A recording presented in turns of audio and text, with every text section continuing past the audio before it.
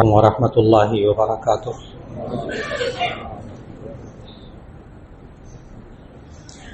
نحمده ونصلي على رسوله الكريم، اما بعد فاعوذ باللہ من الشیطان الرجیم، بسم اللہ الرحمن الرحیم۔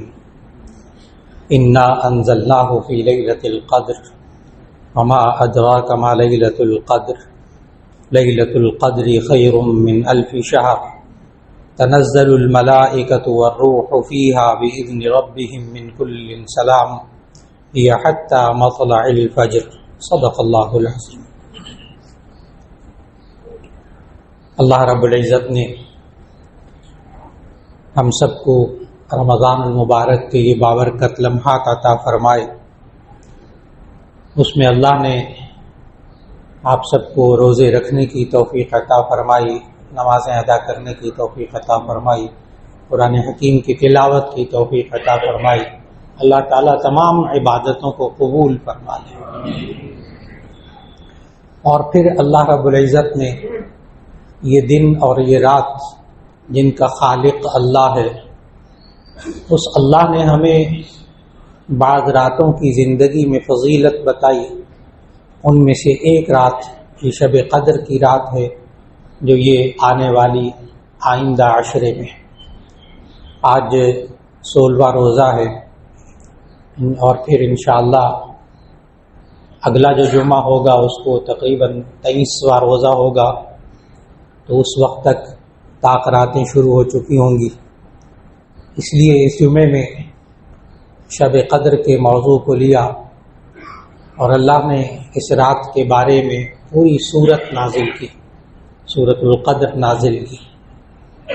ہمیں اس کے بارے میں اس کے آنے سے پہلے کچھ معلومات ایسی ہونی چاہیے جو اللہ اور اس کے رسول صلی اللہ علیہ وسلم نے ہمیں بتائیں، جس سے ہمیں اس رات کے مرتبے اور اس کی قدر ہماری ذہنوں میں ہوگی، تو انشاءاللہ العزیز اللہ تعالی ہمیں اس سے خوب فائدہ اٹھانے کی توفیق عطا فرما دے گا۔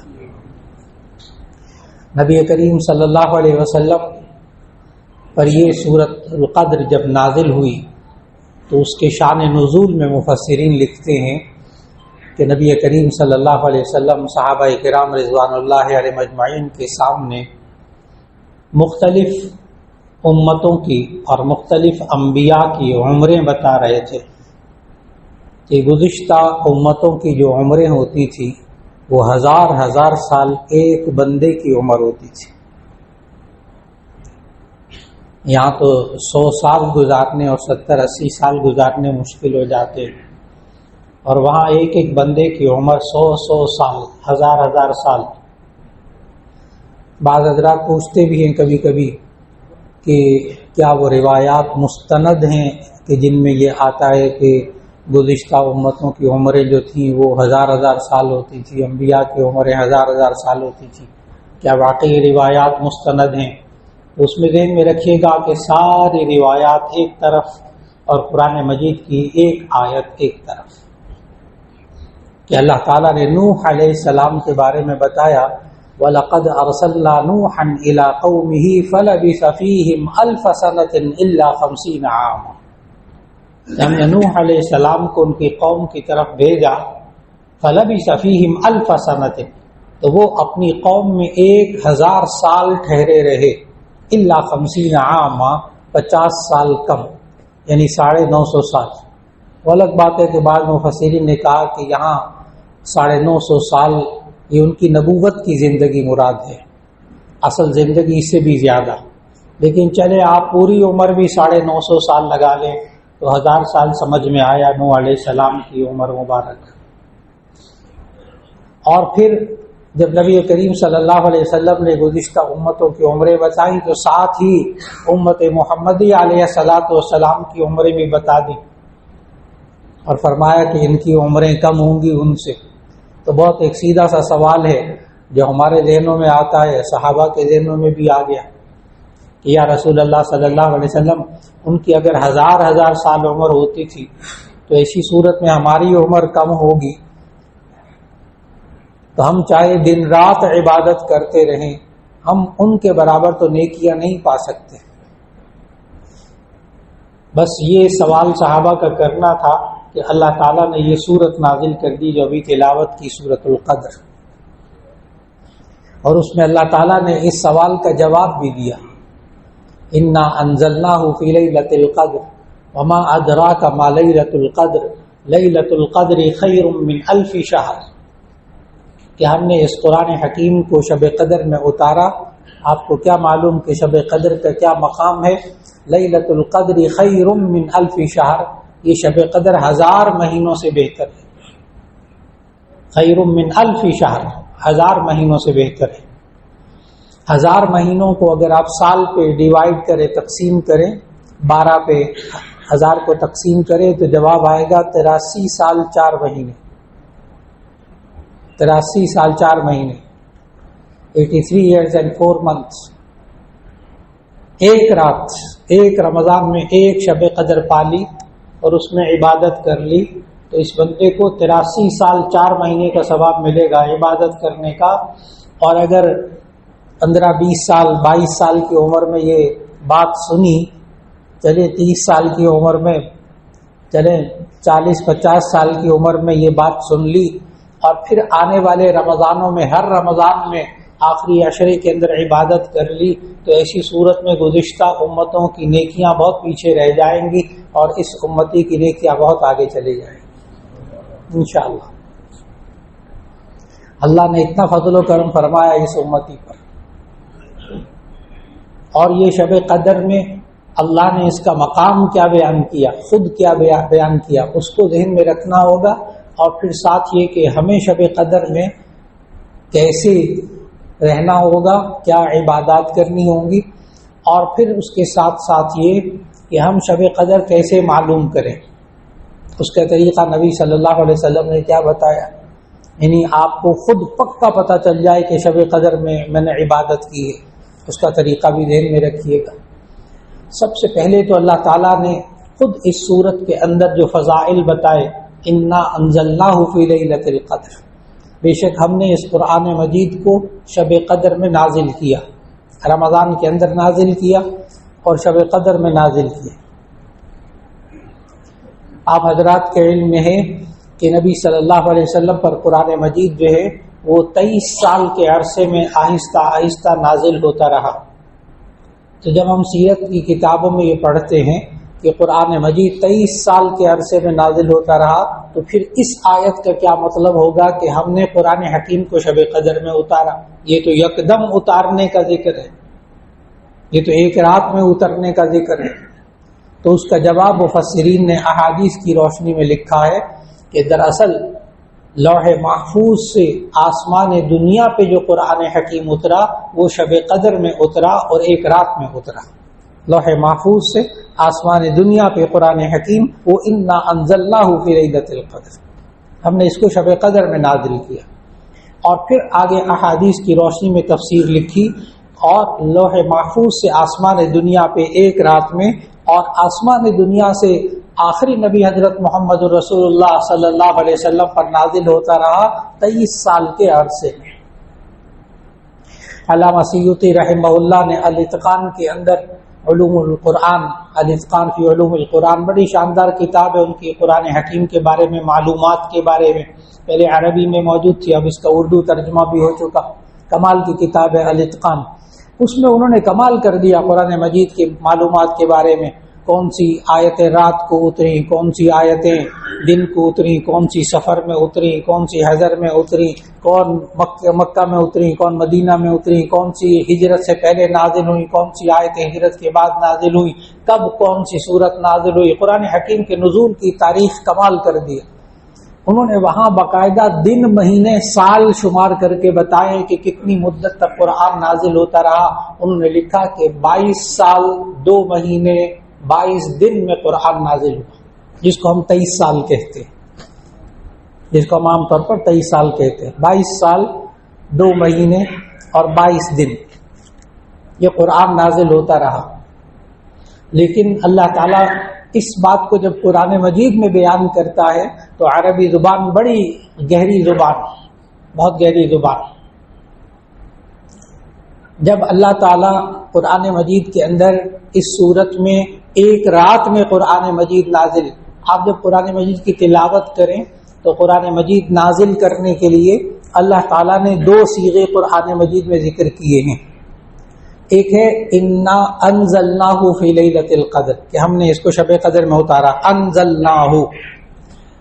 اور ایک آپ قرآن کے بارے میں پڑھتے ہیں انا نحن نزلنا الذکر وانا لہ لحافظون. ایک ہے نزلنا، ہم نے نازل کیا، ایک ہے انزلنا، ہم نے نازل کیا. 2 الگ الگ لفظ ہیں، لیکن مفسرین نے یہاں بات لکھی کہ عربی زبان میں یہ دونوں صیغے الگ الگ بابوں سے آئے ہیں. انزلناہ، یہ انزل ینزل انزالا، انزلہ کا معنی ایک دم کسی چیز کا اترنا. جب عربی میں بیان کرنا ہو کہ ایک دم کسی چیز کو اتارنا بیان کرنا ہو تو اس کے لیے باب افعال لے کر آتے ہیں. انزل ینزل انزالا، انزلہ کا معنی ایک دم اترا. اور نزل ینزل یہ باب تفعیل ہے، اور باب تفعیل کا خاصہ تدریج ہوتا ہے، یعنی درجہ بدرجہ، سٹیپ بائی سٹیپ، آہستہ آہستہ نازل ہونا.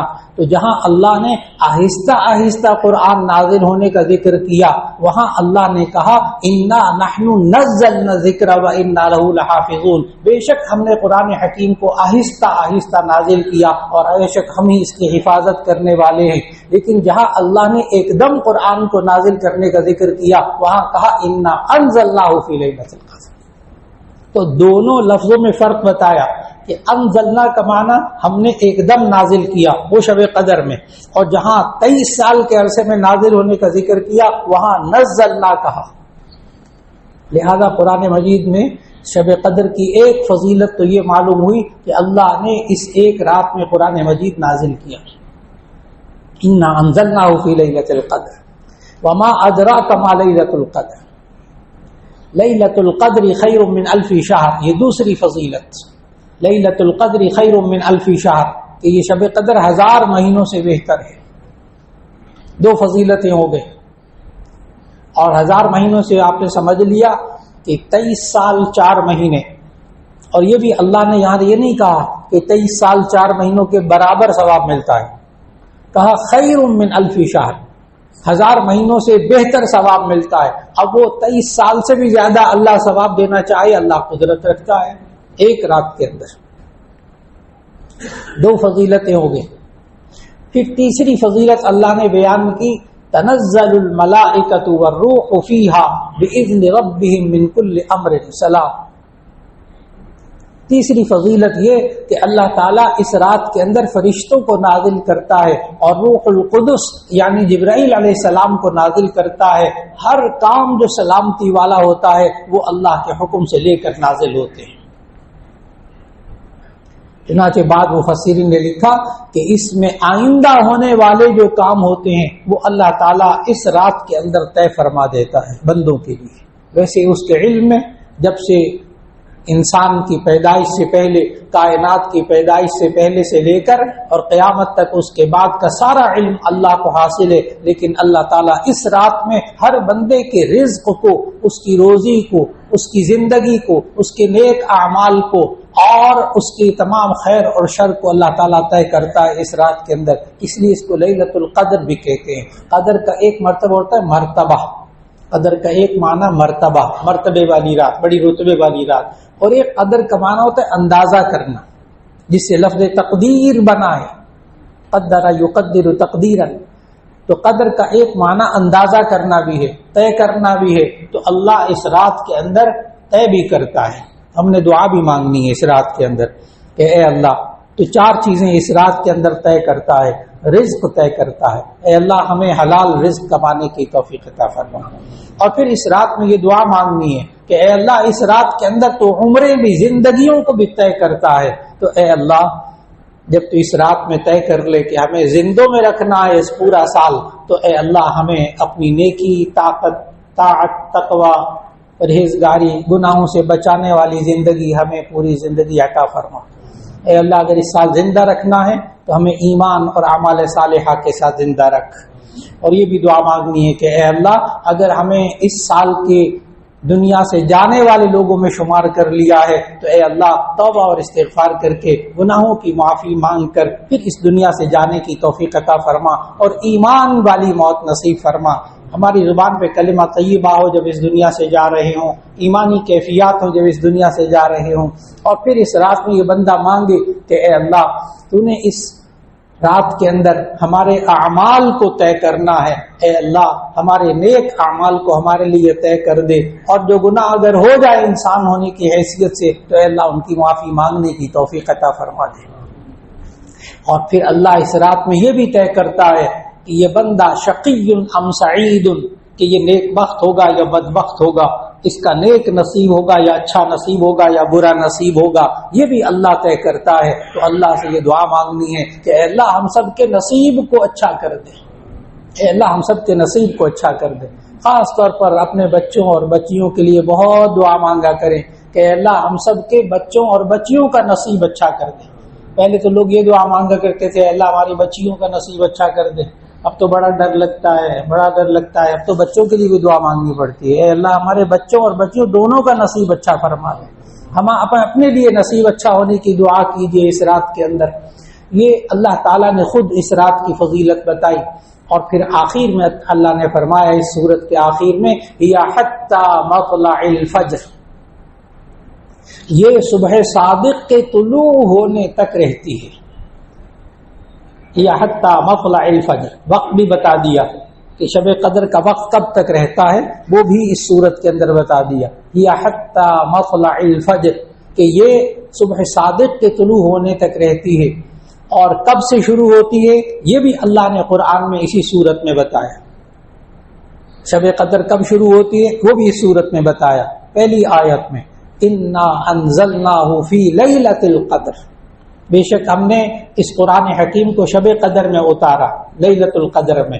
اور لیلہ شروع ہوتی ہے یعنی رات شروع ہوتی ہے سورج کے غروب ہونے کے بعد، سورج کے غروب ہونے کے بعد رات شروع ہو جاتی ہے، اور کب ختم ہوتی ہے صبح صادق تک، سورج نکلنے تک نہیں۔ جو اللہ نے اس صورت میں بتایا یہ رات کب تک ختم ہوتی ہے، صبح صادق تک، اور شروع کہاں سے ہوتی ہے، سورج کے غروب ہونے کے بعد۔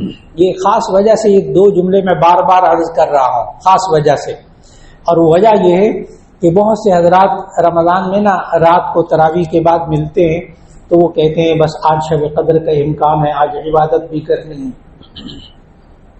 تراویح کے بعد ملتے ہیں کہتے ہیں آج طاق راتیں ہیں تو آج عبادت بھی کرنی ہے۔ میں نے کہا ابھی کی تو نہیں ہے، کہنے کہ نہیں ابھی شروع نہیں کی، ابھی کرنی ہے۔ پھر کبھی فون آتا ہے کہ ہم اس رات کو کیا عبادت کریں، تراویح کے بعد فون آتا ہے اس رات میں کیا عبادت کریں۔ پھر ان کو سمجھاتا ہوں آپ نے عبادت کر لی، آپ نے عبادت کر لی، بڑی توجہ سے اس بات کو سننا ہے۔ میں نے عرض کیا کہ شب قدر کب شروع ہوتی ہے، سورج غروب ہونے کے بعد، تو آپ نے جب مغرب کی نماز پڑھی تو آپ نے شب قدر میں عبادت کی۔ یہ بہت سے حضرات کے ذہنوں میں یہ والی بات نہیں ہوتی، وہ کہتے رات کو کرنی ہے عبادت، جی آپ کر چکے، ابھی بھی کر لی اور کر لیجئے گا، لیکن کر لی۔ آپ مغرب کی نماز پڑھیں گے تو شب قدر کی عبادت میں شمار ہوگا، آپ سنتیں پڑھیں گے، نفل پڑھیں گے تو لیلۃ القدر شروع ہو چکی ہے نا۔ اس کے بعد آپ قرآن مجید کی تلاوت مغرب کے بعد بھی کریں گے تو شب قدر، اور پھر آپ عشاء کی نماز پڑھیں گے تو وہ بھی شب قدر کی عبادت میں ہے، پھر آپ تراویح پڑھیں گے تو وہ بھی شب قدر کی عبادت میں ہے۔ اس لیے آپ سب حضرات جو تراویح پڑھتے ہیں بہت اچھی طرح ذہن میں رکھیں کہ وہ شب قدر کی عبادت کرتے ہیں۔ الحمدللہ اللہ اس سے بڑھ کر بھی آگے توفیق عطا فرما دے، باقی رات کے اندر بھی توفیق عطا فرما دے۔ اور پھر نبی کریم صلی اللہ علیہ وسلم نے ہمیں کتنی رحمت والی باتیں بتائیں، اس کو ذہن میں رکھنا چاہیے۔ ایک بات تو یہ بتائی کہ تم شب قدر کو تلاش کرو، تو کیسے کرو؟ خود صحابہ کرام رضوان اللہ علیہ مجمعین نے نبی صلی اللہ علیہ وسلم سے سوال کیا، یا رسول اللہ صلی اللہ علیہ وسلم ہم شب قدر کو کیسے تلاش کریں؟ تو نبی صلی اللہ علیہ وسلم نے فرمایا تحروا لیلۃ القدر فی عشر الاخر من رمضان او کما قال علیہ الصلوۃ والسلام، تم شب قدر کو رمضان کے آخری عشرے میں تلاش کرو۔ پھر ایک حدیث میں فرمایا کہ بار بار فرمایا اصرار کر کے تم شب قدر کو طاق راتوں میں شمار کرو، طاق راتوں میں تلاش کرو۔ اب طاق راتیں جو دو پر تقسیم نہ ہو سکیں، 21ویں رات، یہ اس لیے آج جمعے کا موضوع رکھا کہ آئندہ جمعے کو 23واں روزہ ہوگا، یعنی 23ویں رات گزر چکی ہوگی، یعنی 2 طاق راتیں گزر چکی ہوں گی۔ گزشتہ جمعہ جب آئے گا انشاءاللہ تو 2 طاق راتیں گزر چکی ہوں گی، تو 21ویں، 23ویں، 25ویں رات، 27ویں رات اور 29ویں رات، یہ طاق راتیں سب کے سب شب قدر اس میں لازماً ہوگی۔ ہر رمضان کے آخری عشرے میں لازماً شب قدر ہوتی ہے۔ اب میں نے عرض کیا شروع کے اندر کہ آپ حضرات کیسے یقین کر لیں گے کہ ہم نے اس رمضان میں شب قدر کو پا لیا ہے، کیسے یقین کریں گے؟ تو اگر باتیں سمجھ میں آ رہی ہیں آہستہ آہستہ، میرے ذہن کے ساتھ ساتھ اپنے ذہن کو چلا رہے ہیں، تو آپ فوراً سمجھ گئے کہ اب اگر ساری طاق راتوں کے اندر عبادت کی، لازماً اس نے شب قدر کی عبادت کی۔ اگر ان طاق راتوں میں عبادت کر لی تو لازماً شب قدر میں عبادت کر لی۔ مت سوچیے گا ذہن کے اندر کہ فلاں ملک کے اندر تو طاق رات نہیں ہے، یہاں پاکستان میں طاق رات ہے۔ بعض لوگ کہتے تھے پہلے کہ وہ سعودی عرب میں فلاں تاریخ کو طاق رات ہوتی ہے اور فلاں جگہ میں فلاں تاریخ کو پاکستان میں اور ہوتی ہے، تو کون سی تاریخ مراد ہے؟ کہاں طاق رات ہوگی؟ جہاں جہاں، یاد رکھ لیجئے گا، جہاں جہاں چاند کے اعتبار سے طاق رات ہوگی وہاں انشاءاللہ العزیز اللہ تعالیٰ اس طاق رات کا ثواب عطا فرما دے گا۔ اپنے اپنے ملک کو دیکھنا ہے، اپنے اپنے ملک کو۔ اگرچہ اس دفعہ آپ سب حضرات کو، پاکستان والوں کو یہ سعادت حاصل ہو رہی ہے کہ جب شب قدر سعودی عرب میں ہوگی اسی تاریخ میں شب قدر یہاں پاکستان میں ہوگی۔ اس دفعہ یہ بھی اللہ نعمت دے رہا ہے، جو انسان سوچتا رہتا بیٹھا ہوا کہ جی شب قدر وہاں سعودی عرب میں، کیونکہ سعودیہ کا روزہ اور پاکستان کا روزہ اس وقت ایک ساتھ چل رہے ہیں، لہذا وہاں بھی جو شب قدر ہوگی وہی یہاں بھی شب قدر ہوگی انشاءاللہ۔ لیکن اور ملکوں کے اندر بعض ایسے ملک ہیں جن کے اندر ہمارے یہاں دن ہے وہاں رات ہے، تو اسی صورت میں وہاں تو بالکل ہی تاریخ مختلف ہوتی ہے، تو انسان الجھتا رہتا ہے کہ کہاں یہ شب قدر ہوگی اور کہاں معتبر ہوگی۔ اس کا جواب ذہن میں رکھ لیجئے گا کہ ہم نے اپنے دماغ سے پلاسٹک اور لوہے کے ڈبے بنائے ہوئے ہیں، ڈبیاں بنائی ہوئی ہیں جن کو ہم کمپیوٹر کہتے ہیں۔ اپنے ذہن سے، اپنے دماغ سے ہم نے کمپیوٹر بنائے ہیں، انسان نے اپنے ذہن سے بنایا، اللہ نے توفیق دی، اور اس کمپیوٹر کے ذریعے بہت نوجوان، چھوٹے چھوٹے نوجوان ماشاءاللہ اس بات کو سمجھ جائیں گے کہ وہ کمانڈ دیتے ہیں کمپیوٹر کو کہ یہ میرا پیغام ہے، یہ میری ای میل ہے، یہ میرا پیغام ہے، فلاں ملک کے فلاں وقت کے مطابق اس کو ڈیلیور کر دیا جائے، اس میرے پیغام کو۔ چنانچہ جب وہ کمانڈ دیتے ہیں اس پروگرام میں تو اس تاریخ کو، اس ملک کے اس وقت کے مطابق اس بندے کو پیغام پہنچ جاتا ہے۔ تو جب انسان نے، مخلوق نے، ایک انسان نے اپنے دماغ سے ایسے آلات تیار کر لیے ہیں کہ جس ملک میں جو وقت ہوگا اس وقت وہ پیغام وہ پہنچانے پر قدرت رکھتا ہے ایک انسان، تو اللہ قدرت نہیں رکھتا کہ جہاں طاق رات ہوگی وہاں وہ اللہ رحمت نازل کر دے؟ ان اللہ علی کل شیء قدیر۔ ہم نے اپنے دماغوں سے ایسی چیزیں بنا لی ہیں تو اللہ تعالیٰ جہاں کہیں طاق رات ہوگی وہاں اللہ تعالیٰ ثواب عطا فرما دے گا۔ اس الجھن سے نکلے کہ جہاں طاق رات ہے تو وہاں نہیں ہے، اس سے نکلیں، اللہ تعالیٰ قادر اپنے اپنے ملک کے اعتبار سے۔ اور اس طاق رات کے اندر آپ نے اب یہ سمجھ لیا کہ سورج غروب ہونے کے بعد سے لے کے رات تک، اور اللہ تعالیٰ نے سورۃ الفرقان میں رحمان کے بندوں کی جو خصوصیات بتائی ہیں اس میں سے ایک خصوصیت وعباد الرحمن الذین یمشون علی الارض ہونا واذا خاطبهم الجاہلون قالوا سلاما والذین یبیتون لربهم سجدا وقیاما۔ تو رحمان کے بندوں کی ایک یہ خصوصیت بھی اللہ نے قرآن میں ذکر کی ہے، والذین یبیتون لربهم سجدا وقیاما، وہ لوگ کہ جو اپنے رب کے سامنے راتیں گزارتے ہیں سجدے اور قیام کی حالت میں۔ یہ رحمان کے بندوں کی خصوصیت اللہ نے ذکر کی، صرف رمضان میں نہیں، عام حالات میں بھی۔ والذین، پھر ترجمہ کروں گا اس بات کو سمجھیے گا، والذین یبیتون لربہم سجدا وقیاما، وہ لوگ کہ جو اپنے رب کے سامنے ساری رات گزار دیتے ہیں سجدہ کرتے ہوئے اور قیام کرتے ہوئے۔ اب آپ اور ہمارے ذہنوں میں تو یہی بات آتی ہے نا، مولانا سونا بھی ہے، سونا بھی تو ہے، آرام بھی تو کرنا ہے، اور ساری رات عبادت کرتے رہیں گے، سوئے گے کہاں سے؟ اب نبی صلی اللہ علیہ وسلم کی حدیث سنیے گا، جامع ترمذی کی حدیث سنیے گا، شب قدر میں ان رمضان کی راتوں میں، آخری طاق راتوں میں آپ کو ساری رات ثواب مل جائے گا عبادت کرنے کا، اگر وہ حدیث ذہن میں رہ گئی تو۔ جامع ترمذی کی حدیث، نبی صلی اللہ علیہ وسلم نے ارشاد فرمایا، جو کوئی بندہ عشاء کی نماز، یہ والی روایت جو ہے وہ فضائل نماز میں شیخ الحدیث مولانا زکریا صاحب رحمہ اللہ نے بھی یہ روایت لکھی ہے، آسان ترین حوالہ جنہوں نے دیکھنا وہاں دیکھیں یہ روایت فضائل نماز میں، فضائل اعمال کے اندر یہ روایت موجود۔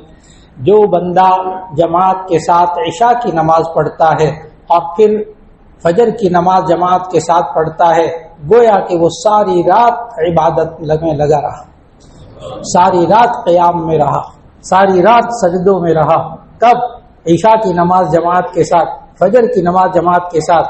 جو خواتین سن رہی ہوں گی وہ سوچتی ہوں گی کہ جی ہم تو پھر یہ فضیلت نہیں پائیں گے، جی ان پر جماعت کی نماز لازم نہیں ہے، وہ گھر میں بھی جماعت عشاء کی نماز اکیلے پڑھیں گی خواتین، اور گھر میں خواتین اکیلے فجر کی نماز پڑھیں گی تو اللہ ان کو بھی یہ ثواب عطا فرما دے گا۔ تو جو حضرات نہ کر سکیں رات کی عبادت، ہمت نہ ہو تو جتنا ہو سکے واقعی جاگ لیجئے، واقعی جاگ لیجئے۔ ایک ہے حقیقت والا ثواب، ایک ہے فضیلت والا ثواب، ایک ہے حقیقت والا۔ کہیں یہ حدیث سن کر نا سارے لوگ سو ہی نہ جائیں نا کہ مولانا صاحب نے وہ حدیث بیان کر دی تھی، بس عشاء کی نماز پڑھو، فجر کی نماز پڑھو، باقی سو جاؤ شب قدر کے اندر۔ نہیں، اس بات کو بھی اب سمجھنا ہے، ایک ہے حقیقت والا ثواب، ایک ہے فضیلت والا ثواب۔ اگر آپ قرآن حکیم کی ایک سورۃ الاخلاص ایک مرتبہ پڑھیں تو بخاری شریف کی حدیث ہے کہ ثلث القرآن، اس کو 1/3 قرآن پڑھنے کا ثواب ملتا ہے، اور 3 دفعہ قل ہو اللہ پڑھیں گے تو پورے قرآن کا ثواب ملے گا۔ کہ ہم پورا قرآن پڑھنا چھوڑ دیں؟ کیا ہم پورا قرآن پڑھنا چھوڑ دیں؟ اسی طرح ایک اور حدیث نبی صلی اللہ علیہ وسلم نے فرمایا، جو بندہ فجر کی نماز پڑھے، یہ بھی کوشش کیجئے رمضان میں، کوشش کیجئے رمضان میں یہ والے، کہ نبی صلی اللہ علیہ وسلم نے فرمایا جو بندہ فجر کی نماز پڑھے اور اپنی جگہ بیٹھا رہے اور اللہ کا ذکر کرتا رہے یہاں تک کہ سورج طلوع ہو جائے، پھر 2 رکعت وہ نفل پڑھ کے مسجد سے اشراق کے باہر نکلے، اس کو 1 حج اور 1 عمرے مقبول کا ثواب ہوتا ہے۔ مولانا یہ تو آپ نے بڑا اچھا نسخہ بتا دیا، پھر 11 لاکھ 12 لاکھ خرچ کرنے کی ضرورت تو نہیں ہے، یہ تو 1 حج اور 1 عمرے کا ثواب مل گیا۔ اس کا جواب پھر وہی، ایک حقیقت والا ثواب، ایک فضیلت والا ثواب۔ جو بندہ ساری رات شب قدر میں جاگے گا اس کو حقیقت والا ثواب ملے گا، اور جو عشاء اور فجر کی نماز پڑھ کر بیچارہ بزرگ نیند بھی آ رہی تھی، کمزور بندہ سو گیا، اللہ اس کو بھی ثواب عطا فرمائے گا، لیکن فضیلت والا ثواب۔ تو حقیقت والا ثواب پانے کی بھی کوشش ہو جائے اور فضیلت والا ثواب پانے کی بھی کوشش ہو جائے۔ اور حضرت عائشہ رضی اللہ عنہا، بعض لوگ پوچھتے ہیں مولانا یہ شب قدر میں کون سی دعا مانگے زیادہ، یہ والا سوال نبی صلی اللہ علیہ وسلم سے حضرت عائشہ رضی اللہ عنہا نے سوال کر دیا، یا رسول اللہ صلی اللہ علیہ وسلم اگر میں شب قدر کو پالوں تو میں کیا دعا مانگوں؟ تو نبی صلی اللہ علیہ وسلم نے دعا سکھائی۔ دیکھیے خود دعا سکھائی ہے نا، اللہ قبول بھی کرے گا، اللہ قبول بھی کرے گا۔ آسان سی چھوٹی سی دعا ہر ایک کو یاد ہو جانی چاہیے، کہ بہت سو کو یاد ہے الحمدللہ۔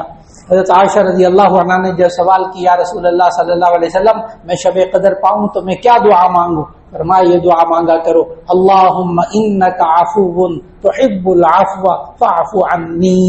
عنی یہ ایک کے لیے، واحد کے لیے، اور اگر جمع کے لیے مانگنی ہو تو عنا، اللہم انک عفو تحب العفو فاعف عنی۔ اے اللہ، ترجمہ غور سے، اللہم انک عفو، اے اللہ بے شک آپ بہت زیادہ معاف کرنے والے ہیں، تحب العفو آپ معافی کو پسند کرتے ہیں، فاعف عنی آپ مجھے معاف کر دیجیے۔ تو اس رات میں اپنے خوب گناہوں کی بندہ معافی مانگے، اللہ کرے کہ آخری عشرہ ایسا آئے کہ عتق من النار، جہنم کی آگ سے آزادی کا عشرہ ہو اور اللہ سارے گناہ معاف کر چکا ہو۔ اللہ رب العزت ہم سب کو اس آنے والی مرتبے والی رات شب قدر اللہ تعالیٰ اس کی قدر کی توفیق عطا فرمائے، اس میں عبادت کی توفیق عطا فرمائے، اور اس میں ہونے والی تمام دعاؤں کو اللہ تعالیٰ قبول فرما لے۔ وآخر دعوانا الحمدللہ رب العالمین۔